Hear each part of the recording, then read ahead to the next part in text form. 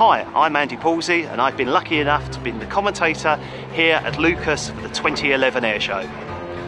Well, we've all had a great day here at Leuchars, some excellent flying, some good weather, some not so good weather, but everyone's done their very best to put on the best show they possibly could.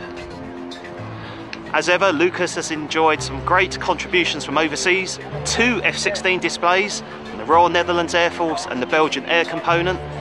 The Czech Gripen was here, and also the national aerobatic team of France, the Patrouille de France.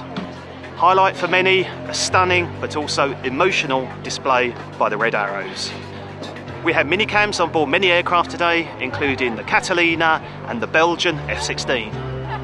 The DVD and Blu-ray available now from PlanesTV.com.